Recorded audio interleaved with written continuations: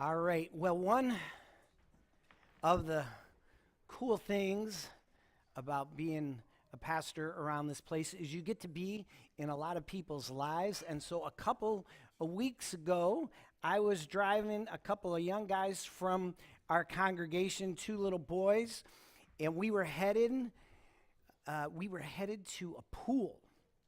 And my wife Joanne and I were watching these little guys for the weekend, and Joanne was at the cookie exchange. So Joanne was at the cookie exchange, and I just had these two little guys, and we were riding to the pool. And it was one of those beautiful moments in little kids' lives where they were just in another world, and it was fun just to be in the front seat and hear what was going on. Now, they had been at church that morning, so they're in their play. They were bringing in all the characters that they had been dealing with. So I could hear all these different characters playing around. So there was Jesus. They had been at church this morning. It's this time of year. There was Santa Claus. And these little guys love superheroes. So at least one of the superheroes was Captain America. And we're driving. If you've never gone to the pool over in Milford, great place to take kids. They got all this fun stuff, slides and cannons and stuff. And I know how much they look forward to getting there, but there's a part of me that doesn't want to stop the car because they're having so much fun. And so I'm getting closer and closer, and just in this world that they've created for themselves that's so perfect and beautiful and right, where they're the superheroes, I hear in the best little boy superhero voice that he could muster, "Nobody's killing Jesus on my watch."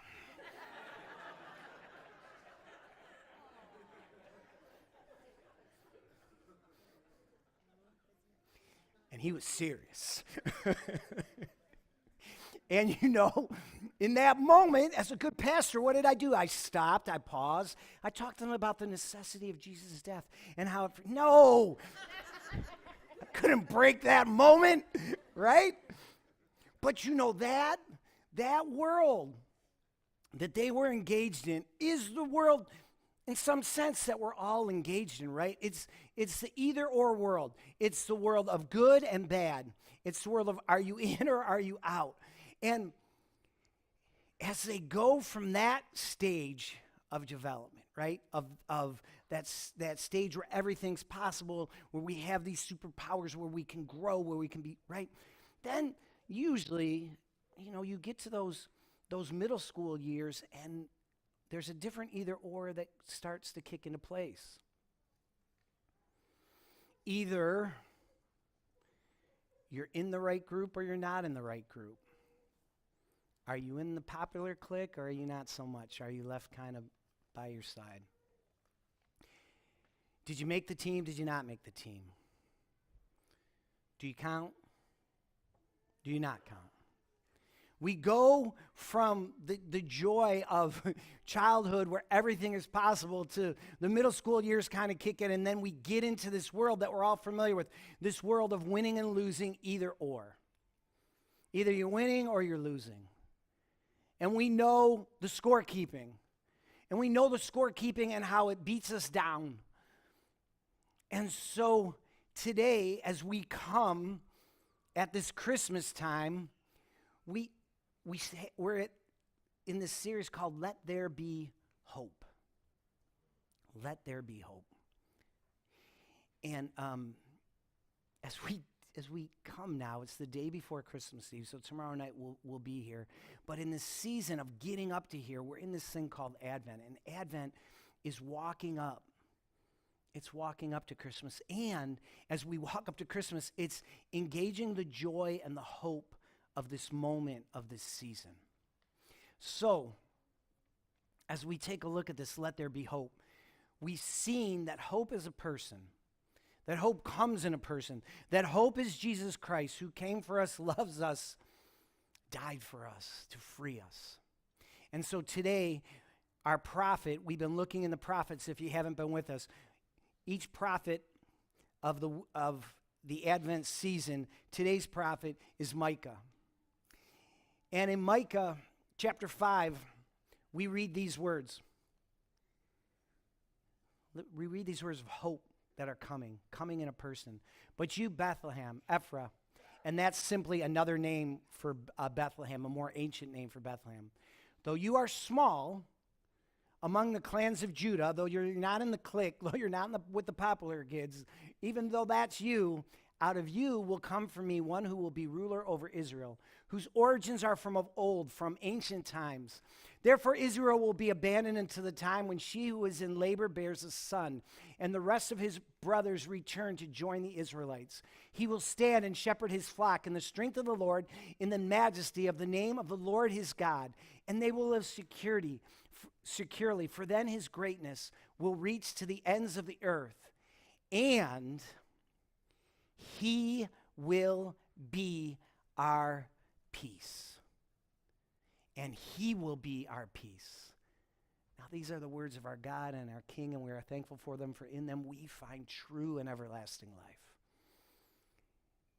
And as we look at that, one biblical scholar says it like this: a passage like this is a callback to the type of imagination that refuses to be bound by the historical moment. No, so what does that mean? It means somehow in the midst of a difficult situation, Micah is calling out all this hope. So what is the difficult situation that Micah is talking about?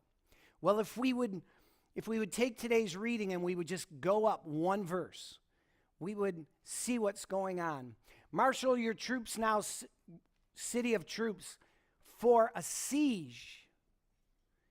A siege is laid against us. They will strike Israel's ruler on the cheek with a rod. Micah calls out, hey, there's a child that's going to be born to us, and he will be our peace. But that's happening in the middle of a problem, a siege. So what is a siege? In the ancient world, in ancient warfare, how you would protect yourself in the ancient world, right, long before these big, huge bombs that we have now, you would just put a wall around your entire city. And then it was really easy. You would have people march on top of the wall, right, and protect that wall. And the way a siege worked is the other country would come. In this case, it's the Assyrians, and the Assyrians are known for their siege warfare. They've got it down. And so first, they would encircle your city with army camps, and you would see them, and they would be out there, and they would be farther than you could shoot with your arrows, and you dare not send your people through the gates because you wouldn't be protected. So you just see them building their camps all around your city. And then they get their archers out, and they start shooting arrows at the people standing on the top of your walls to get them, out of the way. And then what they do is they start to bring in this thing. That's a battering ram. And they roll that up to your walls, and they start pounding your walls and pounding your gates. And then if your defense is that wall, so they're going to knock it down, that's one thing they're going to do. The other thing they're going to do is they literally and the engineers, like our warfare engineers now know how to build nuclear bombs. What they knew how to do is build ramps. They knew exactly how much dirt you needed to build up a ramp to go over the top of that wall. And they would just sit there and they would bring pile of dirt. Now remember, you're in this city, and they're banging on your walls, and people are taking bucket after bucket after bucket of dirt and piling it up to build up a ramp. And then, just to make sure that this wall comes all the way down, they dig underneath to weaken the foundations. And so you're surrounded, and you're slow, and you hear the pounding, and it's incessant, and it just goes, and you can feel your strength giving away. You can feel your protection giving away. And we get back into that either-or world. That either-or world, either you're in or you're out. Either you're in the cool kids or you're not in the cool kids. And now, though, it's more life and death. Now the equation is surrender or die. We've got you surrounded. We're beating down your walls. Surrender or die. So let's pause there for a second and just ask yourself this question. What has you under siege? You know, Jen, in her prayer, in the midst of, we're singing Christmas carols, and it's good, and it's right, and it's big, and it's beautiful, and it's Lincoln who was through the roof. Lincoln right here. If you missed the little kids before, ask somebody for the video, but he wanted to have Jesus in his heart, and he wanted everybody in South Line, New Hudson, Green Oak, maybe even in Novi to have Jesus in their heart. He was going to make sure, right? and in the midst of all that joy, Jen prays, hey, we know this is a hard time for some people. Hey, we know this for some people, this is a first year without. Or this is a year where maybe you're in a place in your marriage or in your business world or wherever where there are struggles, or in your family where there are struggles. And so maybe that's what has you under siege right now. Whatever it is, maybe it's the rush of the season. You know, am I the only one who still got stuff on their Christmas list, right? Or somebody else going to run out as soon as this is over? And you're like, dude, hurry up because I got stuff, right? Maybe that's the siege that you're feeling. So what has you under siege this morning? And then let's go back to that either or world, right? And remember, hope is a person, and he will be our peace. Right? So Micah writes this. The biblical scholar says this is, prophetic imagination that can call hope even in difficult times. Micah's speaking 700 years, more than 700 years before Jesus will come. More than 700 years before Jesus will come. And he says, Israel will be abandoned until the time when she who is in labor bears a son, and he will be our peace. In Jesus Christ, in his love, in his will, in his way, the equation changes. It's no longer surrender or die. It's no longer win or lose, right? The new equation is Jesus will be our peace. So we move from surrender or die to surrender to Jesus and live. And what does that look like, to surrender to Jesus and live? And how does that work exactly? We talk about surrendering our life to Christ. So let's take a look at that, and let's just use these words from the prayer that Jesus gave us, and let's break them down in a way that can talk about this surrender, right? If you know it, say it with me, or right? And I don't, for those of us who are traditionalists, I don't have it's a little bit modernized, but just say it with me. Our Father in heaven, hallowed be your name. Your kingdom come, your will be done on earth as it is in heaven. Now watch this, hallowed be your name. That simply means I recognize you are holy. Hallowed be your name. I recognize, as a human being, I recognize that you're God, and I recognize you're holy. And usually where we go in our minds with you are holy is right here. You are pure and perfect, without sin. Yes. And that we're just scratching the surface of God's holiness at that point. Because that word holy means set apart. The word holy means different. It means to be different. So if you're set apart, if God's set apart, you know how God is set apart? You know how God is different? God comes for the person who's on the wrong side of the equation. It doesn't work like it works in middle school, right? Either you're in or you're out. Are you with the cool or not? Or when we get into the work world, right? Are we going to get the promotion or not? Is my company going to thrive, or am I, another company? And all this either or. What makes God holy is he loves us when we're on the outside. He cares for us when nobody else does. He welcomes us when nobody else will. He lets us stay in the room when we're talking and our parents are trying so hard to get us to stop. You guys, they're fine. Do not move. Right? He says, stay in the room. You don't know how to act, right? You don't know how exactly what you're supposed to do. You're too young for that. I don't care. Stay. You're part of the family. That's what makes God holy. That he loves us when we don't deserve it. He loves us when everybody else, when the either or world looks at us and says, loser. And God says, no, not in my kingdom, not in my economy, not in my world. There's a place for you. So we go from hallowed be your name to your kingdom come. So first we surrender to God's holiness.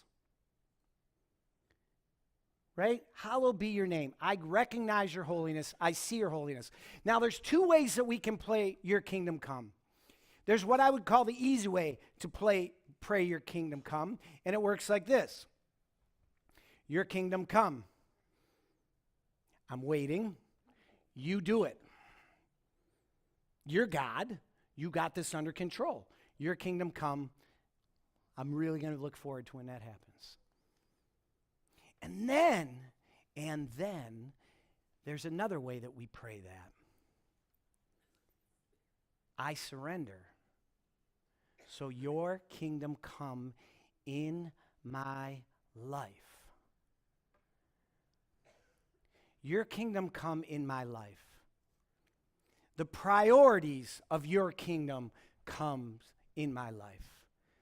The love that you call me to come in my life. The love that you showed me when I didn't deserve it, when the either or world looked at me and said, loser, sinner, outcast, that love, let it come in my life. And then your will be done, easy way, your will be done. Boy, that'll be cool when that happens. Can't wait to see it. Or your will be done in my life. As you reach out in love, that's your will, let that be my will. That's your game plan for this world, let that be my game plan for this world. Your kingdom come in my life. Your will be done in my life. Why? Because you're holy, because you're good, because you're set apart. Hope is a person. And that person is Jesus Christ. And as we surrender to Jesus Christ, he will be our peace. And so as we come to this, we say, okay, what does that look like? We're going to finish up today with a guy by the name of Paul. If you don't know Paul, he writes a lot of what we call the New Testament. And most of what he's writing is letters to churches. Churches like ours, right? Just people out there doing what God calls them to do. And in these letters to the churches that he's writing, he's living in this either or world, the winner or loser world, but he has broken through that. He's broken through that because he's found Jesus Christ and he's found his peace in Jesus Christ. And so he can write while he's under siege. So as he writes the words that I'm about to say, he has been arrested. His life is being threatened, and we know from history his life will be taken. He will be executed at the hands of the Romans. And in the midst of that siege, in the midst of that trial, They didn't have, I mean, they had some prisons like modern day, but a lot of times they just locked you in your house. So he's basically under house arrest. He could not leave his house. And in the midst of that siege, in the midst of that threat over him, the midst of surrender or die, Paul, because that's what was hanging over his head. All he had to do to live is say, no, I don't surrender to Jesus anymore. I was just being silly. I'm not going to do that. In the midst of that siege, he says, I don't know what's better. For me, to live is Christ and to die is gain. To live is Christ and to die is gain. As I live, as I breathe, as I go forward, I'm going to surrender to that holiness. I'm going to live in that kingdom. I'm going to surrender to that kingdom, and I'm going to do that will. And boy, that's the best. That's fantastic. And to die, it gets even better. Because then I get to be with my Lord and Savior. What can you do to me if that's my reality? What can you do to me if that's my reality? To live as Christ and to die as gain. And then, a little bit later in this same book, the book of Philippians, he says this. I'm not saying this because I am in need. Remember, he's imprisoned, right? So he's saying, don't worry about my needs. I'm fine. For I have learned to be content whatever the circumstances. I know what it is to be in need, and I know what it is to have plenty. I have learned the secret of being content in any and every situation, whether well-fed or hungry, whether living in plenty or in want. I can do all this through him who gives me strength, because he will be our peace. I can do all things through him who gives me strength. When I surrender to his holiness, and I recognize his grace and his goodness that comes, that loves and embraces. When I invite his kingdom, not just to come theoretically, abstractly, but to come in my life. That kingdom, those values, those ways of living.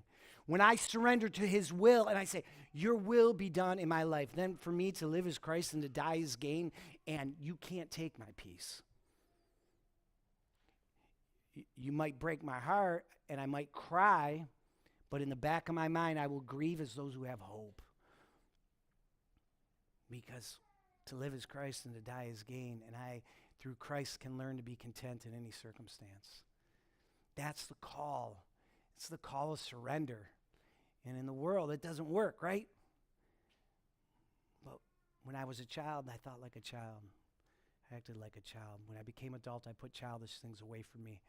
And so, are you ready to surrender? Are you ready to surrender to that love, to that will, to that way, to that goodness?